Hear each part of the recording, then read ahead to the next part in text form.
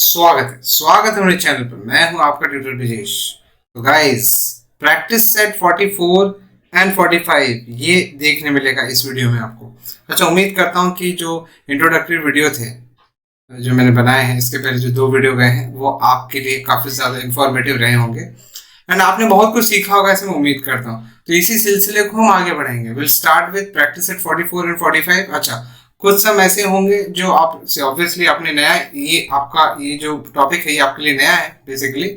तो आप लोगों को इंफॉर्मेशन काफी कुछ मिला है एंड उसका एप्लीकेशन करते समय कॉन्फिडेंस गिराना नहीं है।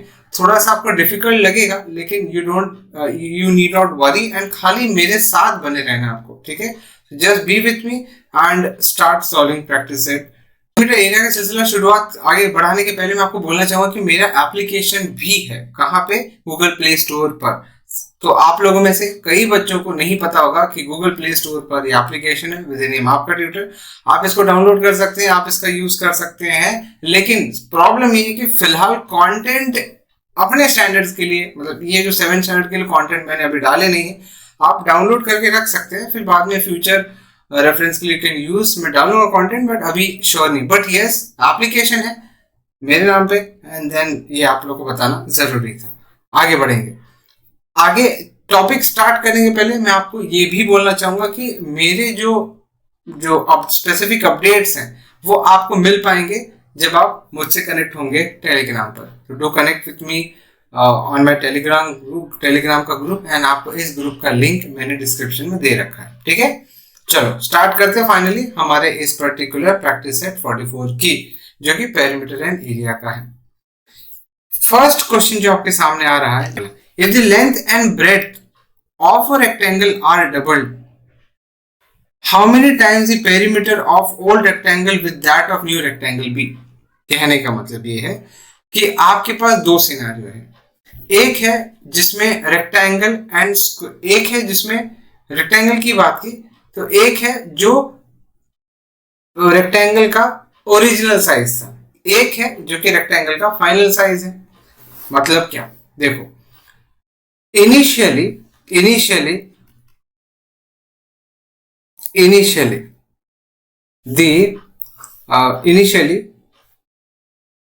the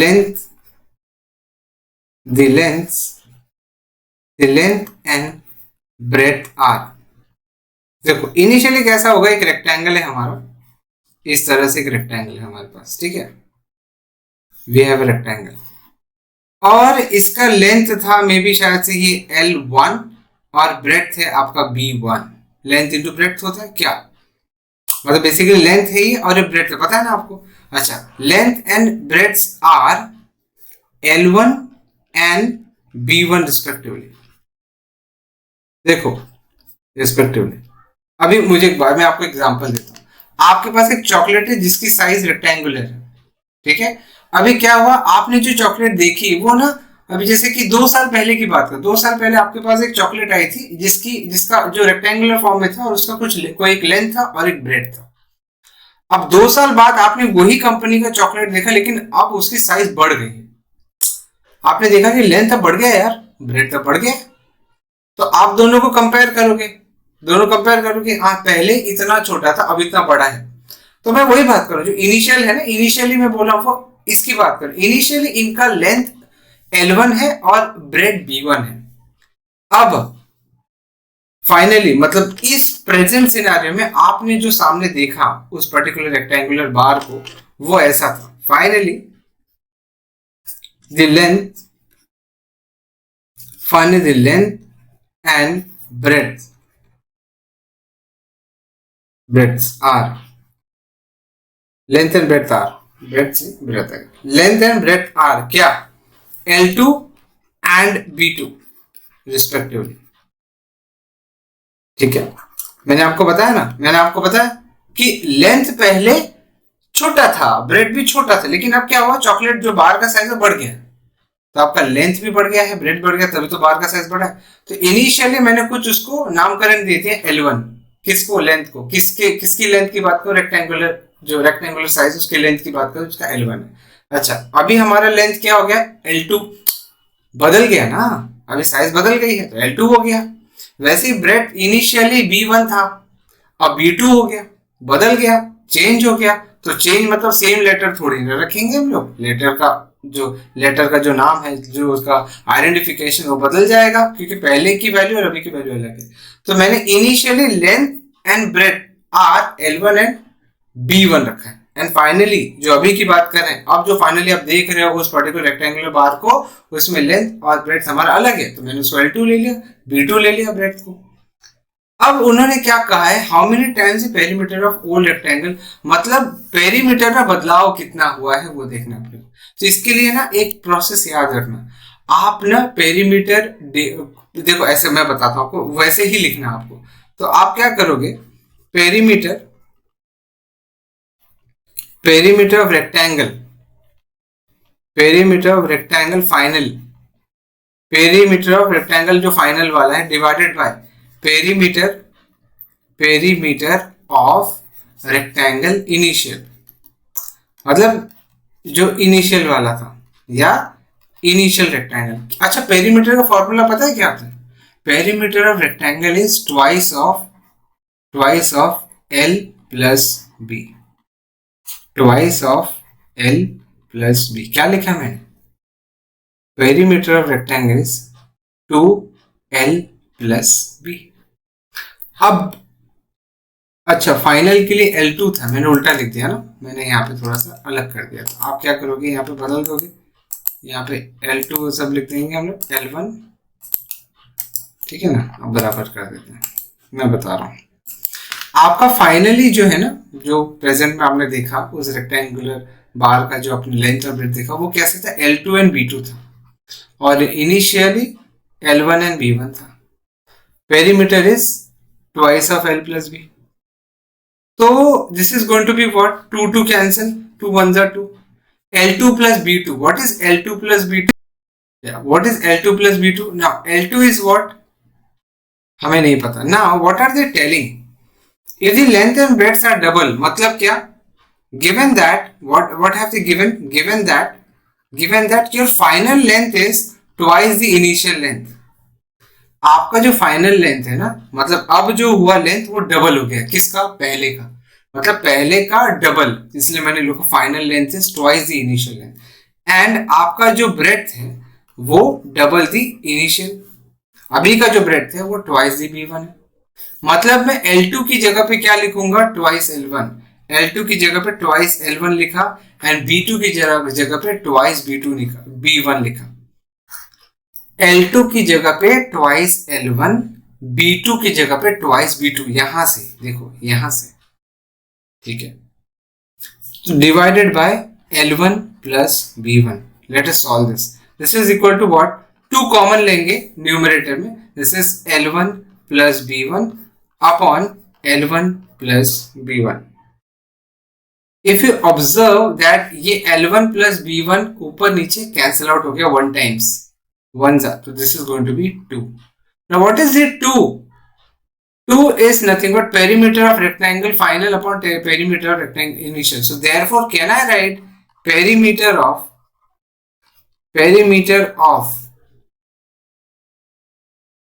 rectangle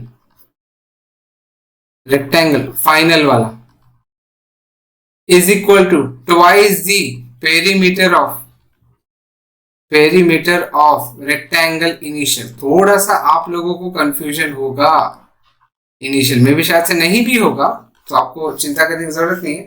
ट्वाइस तो मतलब अगर आपका लेंथ और ब्रेथ डबल होता है, पहले सपोज 2 मीटर था, अभी हो गया 4 मीटर, डबल हो गया। पहले 3 था, अभी 6 हो गया। तो लेंथ और ब्रेथ कैसा है, डबल हो गया, पहले का जो था अब डबल हो गया। तो ऐसे कैसे पेरीमीटर में क्या बदलाव आएगा, तो पेरीमीटर भी डबल हो जाएगा। ये इस पर्टिकुलर सम का मतलब था। Okay, do you understand this? समझ में आ गया ना? प्रैक्टिस सेट 44 का ये फर्स्ट सम हमने किया। अब सेकंड सम की तरफ बदलते हैं, अब बढ़ते हैं। सेकंड वाला बहुत ज्यादा डिफिकल्ट नहीं होगा। If the side of a square is tripled, how many times the perimeter of first square will that of second new square. तो अभी हम लोग क्या करते हैं, यहाँ पे हम लोग यहाँ पे for for old square, for old square हम स्क्वायर के लिए क्या करते हैं, एल या तो एस लिखते हैं, ठीक है। Side, side is equal to S1। Suppose old वाला स्क्वायर है तो उसका साइड जो है वो S1 से रिप्रेजेंट करे। सी आपको पता है ना, स्क्वायर में चारों साइड्स इक्वल होती है, तो ये सारी की सारी जो साइड्स है चारों साइड्स इक्वल है, सारी S1 है, सारी S1। तो ओल्ड स्क्वायर के लिए मैंने साइड को S1 माना है, and for new square, for new square मैंने साइड को मानी है, मैंने साइड को S2 माना है, राइट। मैंने साइड को S2 माना है। वो क्या कह रहा है, अगर side of a square is tripled, पहले और अभी के मुकाबले अभी जो आपके पास स्क्वायर आया है उसका साइड, उसका जो साइड है वो ट्रिपल हो गया है। किसका ट्रिपल हुआ, क्या है ट्रिपल, वो पहले वाले स्क्वायर का ट्रिपल हुआ है। मतलब can I say as per given condition, as per given condition, can I say that they have said your side is 3 times of S1, your side of square is tripled, आपका जो अभी का side है ना वो 3 गुना हो गया, 3 times the initial side of the square, initial वाला अभी का जो साइड है वो 3 times the initial हो गया। How many times the perimeter of first square will be, see इसमें आपको सिंपली यही पूछा है कि पेरीमीटर में क्या बदलाव होगा। सो हमें पता है, we know that perimeter of square is, perimeter of square is what is perimeter of square, it is 4 into side, 4 side है, हर एक साइड इक्वल है, 4 into side, this is 4 into S. But अपने केस में कैसा है, S1 and S2 use हो रहा है, तो मैं क्या करूंगा, हम लोग क्या लिखेंगे, देयरफॉर पेरीमीटर। देखो आप लोगों को चिंता करने की जरूरत नहीं है, जैसे जैसे वीडियो आगे बढ़ता जाएगा, जैसे जैसे हमारे वीडियो जैसे जैसे बढ़ता जाएगा, जैसे जैसे हमारे टॉपिक्स आगे बढ़ते जाएंगे पेरीमीटर एरिया में, सॉल्व एग्जांपल्स भी करेंगे हम लोग, तो आप लोगों का कॉन्फिडेंस बढ़ जाएगा, चिंता करने की जरूरत नहीं है। Perimeter of old square divided by perimeter of new, या न्यू बोला, new square is equal to what, is equal to what is perimeter of old square, 4 into side, 4 into old वाले स्क्वायर का क्या हमने लिया है side, S1, 4S1 divided by 4, क्यों, perimeter किसका, स्क्वायर का, कौन सा स्क्वायर, नया वाला, क्या है साइड उसका, S2, इसलिए 4S2, 4 1 जा 4 कट होके we are left with only S1 upon S2। ना S1 का वैल्यू क्या है, नहीं S1 वैसे का वैसे, बट S2 इज 3S1, तो हम लोग S2 की जगह पे क्या लिखेंगे, 3S1। सी यहाँ पे देखो S2 in terms of S1 हमने निकाला ना, क्योंकि उसने ये दिया हुआ है जो आपका नया वाला स्क्वायर है उसकी साइड 3 गुना हो गई, किसकी 3 गुना हुई है, पुराने वाले स्क्वायर की साइड की, तो इसलिए हमने S2 की जगह पे 3S1 डाल दिया, कैंसिल हो जाएगा S1 1 जा, this is going to be 1/3। What is this giving, what is the conclusion we are drawing from here, so it is like perimeter of old square, see perimeter of old square upon perimeter of new square is equal to 1/3। खाली short में आपके understanding के लिए लिखा मैंने, तो क्या होगा, ये 3 यहाँ पे जाएगा और ये पेरीमीटर ऑफ ये जो PN वाला यहाँ पे जाएगा, मतलब can I say that perimeter of new square, perimeter of new square ये इधर गया ना, 1 से मल्टीप्लाई हो गया, is equal to 3 times the perimeter of old square. Please understand, perimeter of old square के साथ 3 मल्टीप्लाई हो गया है, and perimeter of new square के साथ आपका 1 मल्टीप्लाई हुआ है, तो perimeter of new square is actually 3 times perimeter of old square. समझ में आ गया? It is easy guys, it is not that difficult. So perimeter of new square is 3 times perimeter of old square, आपको याद रखना पड़ेगा। And उससे बड़ी बात ये है कि जो सॉल्यूशन जो हम लोग ये कर रहे हैं ना, ये भी आपको समझना पड़ेगा। चलो आगे बढ़ते हैं। Given alongside is the diagram of a playground. Given alongside is a diagram of a playground. It shows that the length of its sides दिया है आपको। Find the perimeter of playground. अब आपको पेरीमीटर निकालना है ना, तो सबसे पहले आपको फिगर में थोड़ा कंप्लीशन की जरूरत है। We need to complete this figure in the sense, ऐसा कर दो, एक लाइन ड्रॉ करो जिससे आपका ऊपर वाला जो पोर्शन है वो हो जाएगा रेक्टेंगल। ऐसे केस में ये आपका 10 हो जाएगा।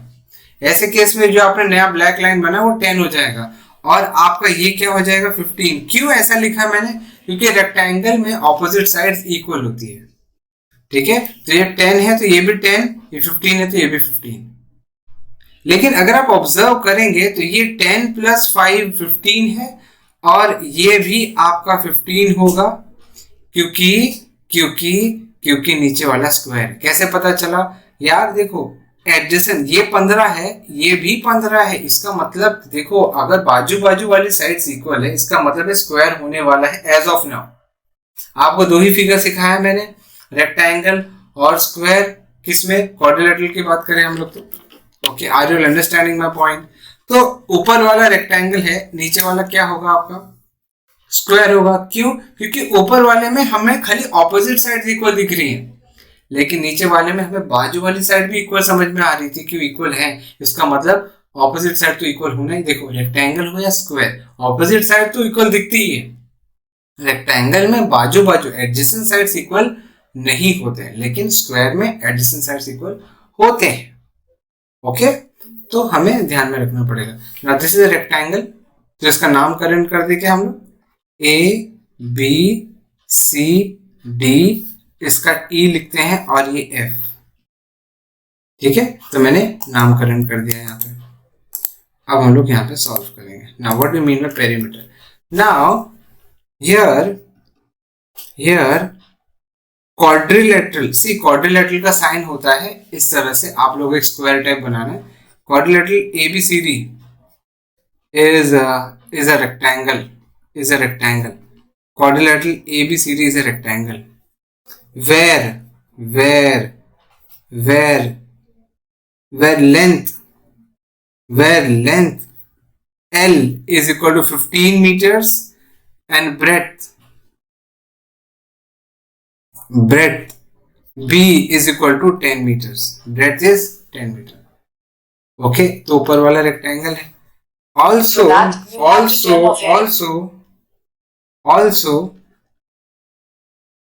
quadrilateral CDEF is a square. CDEF is a square where side is equal to 15 meters. ठीक है, ये हो गया। नाउ हमें पूरे फिगर, पूरा प्लेग्राउंड है ना, इसका हमें निकालना है perimeter. So perimeter of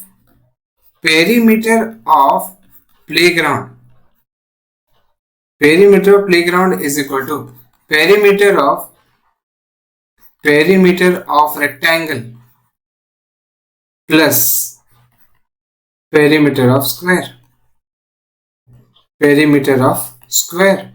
Perimeter of rectangle plus perimeter of square. So this is equal to what? Perimeter of rectangle क्या होता है? Twice length plus breadth. लेकिन perimeter of square क्या होता है? 4 into side. साइड को s लिया, side में भी शायद से यहाँ पे लिखा नहीं था, s लिया। So this is equal to what? Twice of what is length? 15. What is breadth? 10. And then यहाँ पे plus 4 into what is s 15, तो ये आपका ब्रैकेट में रहेगा। ये हो जाएगा 2 इंटू 25 प्लस 15 4 जा 60 and 2 into 25 is what 50। This is 50 plus 60 and that is ultimately 110 what meters, 110 meters. Okay, 15 4 जा, yeah. तो what is the perimeter now? Problem क्या पता है? अपने को अपने को अपने को पेरीमीटर ऑफ प्लेग्राउंड का करना है। मुझे एक बात बताना, क्या प्लेग्राउंड में ये जो सीडी है, सीडी प्लेग्राउंड में जो सीडी है, आपको जो दिख रहा है सीडी मैंने बनाया सीडी, क्या ये सीडी दिखेगा आपको? पेरीमीटर मतलब क्या? बाउंड्री का सम। समझ में आ रहा है? पेरीमीटर मतलब क्या? बाउंड्री का सम। बाउंड्री में सीडी नहीं आता है, सीडी आपका अंदर है, प्लेग्राउंड के अंदर है, तो सीडी आपको इंक्लूड नहीं करना है। समझ में आ रहा है? सीडी आपको इंक्लूड नहीं करना है। तो ऐसे केस में क्या होगा पता है? ऐसे केस में आप सुनो, ध्यान से सुनो, आपने रेक्टेंगल में भी 10 को इंक्लूड किया तो आपको -10 करना पड़ेगा। रेक्टेंगल में 10 को इंक्लूड किया आपने, रेक्टेंगल में 10 को इंक्लूड किया ना, तो वो माइनस करना पड़ेगा आपको। आपने स्क्वायर में भी 10 को इंक्लूड किया है, एक साइड में 10 को इंक्लूड किया आपने, तो आपको वो भी 10 माइनस करना पड़ेगा, तो ये हो जाएगा -20।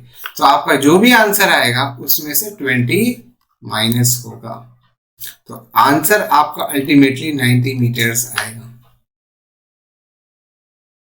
समझो बात को, थोड़ा सा कॉम्प्लेक्स लग रहा है, लेकिन क्या होता है पता है? बेसिक लेवल, बेसिक तरीके से सीखना जरूरी है। बेसिक्स ये कहता है कि ऊपर वाला रेक्टेंगल है और नीचे वाला आपका स्क्वायर है। आपको पहले ऊपर वाले रेक्टेंगल का निकालना है पेरीमीटर, फिर नीचे वाले स्क्वायर का निकालना है, एंड देन उसके बाद आपको ऐड करना है। लेकिन प्रॉब्लम ये कि पेरीमीटर मतलब बाउंड्री का, सारे बाउंड्रीज का एडिशन, तो इसमें आपको जो बीच में सीडी है ना उसको नहीं इंक्लूड करना है। आप रेक्टेंगल में भी और स्क्वायर में भी दोनों जगह पे 10 इंक्लूड कर चुके हो, तो आपको पहले हटाना पड़ेगा, तो अब जाके पेरीमीटर आएगा। इसको अगर शॉर्ट में, मतलब इसको अगर और आसान तरीके से करना है तो आप क्या कर सकते हो पता है? आप, मैं कलर ले लेता हूं एक, आप क्या कर सकते हो, इसको आप A B,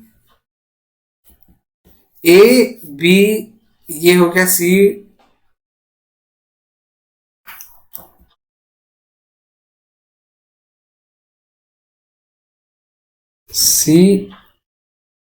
D E F नहीं है यहाँ पे ना, एक्चुअली बदलाव है, यहाँ पे एक चेंज है।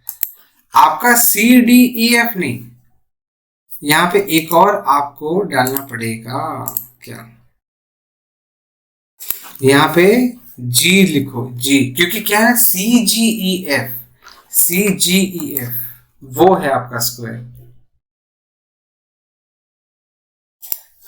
तो this is going to be C G E F, C G E F है आपका स्क्वायर। तो यहाँ पे भी ना मैं वैसे ही नामकरण कर रहा हूँ, ए बी सी आपका ये डी हो जाएगा, ये जी लेता हूं, ठीक है, जो कि यहाँ पे किया है मैंने, एंड देन ये ई हो जाएगा, एफ हो जाएगा। मतलब मैं आपको क्या कह रहा हूं कि आप लोग कैसे सॉल्व करो इसको, एकदम आसान तरीका, तो आप लिखोगे ऑल्टरनेटिव मेथड बता रहा हूं जो कि शॉर्ट मेथड है, ऑल्टरनेटिव जो कि शॉर्ट मेथड है, हम लिखेंगे perimeter of playground, perimeter of playground क्या हो जाएगा? Perimeter of playground, this is equal to A B plus B D plus B G plus G E plus E F plus A F, जितने भी edges दिख रहे हैं सबका addition कर डालो। अगर आपको समझ में आया है तो आप ए बी बोलोगे आसानी से 10, आपको समझ में आया तो आप बोलोगे बी डी जो कि 15, अगर आपको समझ में आया तो आपका डी जी जो है वो 5 है, जीई आपका 15 दिख रहा है, ई एफ आपका क्या होगा? देखो, अगर आप लोग में से कोई नहीं समझ पा रहा तो मैं उनको बताता हूँ, आपका ए बी 10 है, आपका बी डी 15 है, तो ये भी 15 हो जाएगा, कौन सा? यहां तक,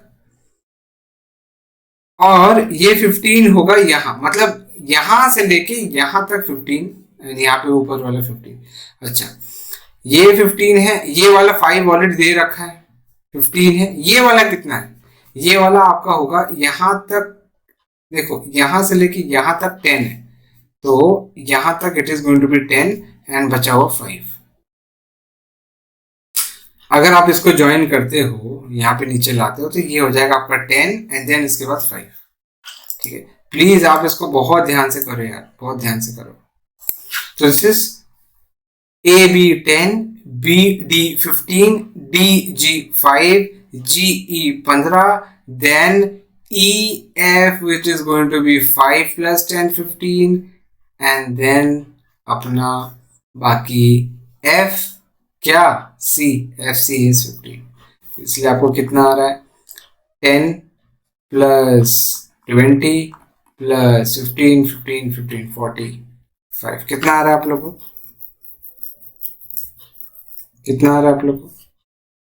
10 + 15 + 5 + 15 + 15 + 15, तो ये हो रहा है आप लोग का 45 और 50, 60, 70। 15 कम हो रहा है यार पेरीमीटर में। और कुछ कहीं मिस किया क्या हमने?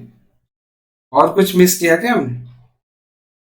10, 15, 5, 15, देन नीचे वाला 15 E F, and then F C लिया, एंड देन वापस से आपको 15 लेना है, क्योंकि आप ए एफ ले रहे हो ना। एक्चुअली ए एफ आपका 15 + 15 है ऑलरेडी, तो मैंने एक ही लिया था 15। तो ये हो जाएगा 10 + 20 + 15 4 60, this is going to be 90। क्या मीटर्स? क्या 90 मीटर्स? क्या 90 मीटर्स? क्या 90 मीटर्स?